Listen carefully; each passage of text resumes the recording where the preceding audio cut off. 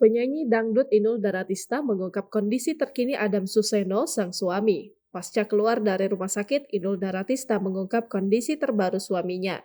Jika sebelumnya Adam Suseno bahkan kesulitan untuk membuka mata, kali ini pria pemilik kumis tebal itu sudah bisa berjalan meski masih menggunakan bantuan tongkat. Menurut Inul, suaminya itu juga sudah mulai bisa bercanda dan menggodanya. Tandanya, kondisi kesehatan dan mental Adam Suseno sudah mulai pulih. Saat menjadi bintang tamu acara FYP Trans 7, Inul sempat menghubungi Adam melalui video call. Kondisi Adam memang sudah jauh lebih baik. Ia sudah bisa berdiri dan berjalan. Namun salah satu kelopak matanya tak bisa terbuka secara normal.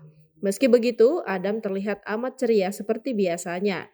Ia juga mengucapkan terima kasih kepada istri tercinta karena sudah mengurusnya selama ia jatuh sakit. Ya memang perjalanan 30 tahun itu nggak mudah, jatuh bangun selalu bersama.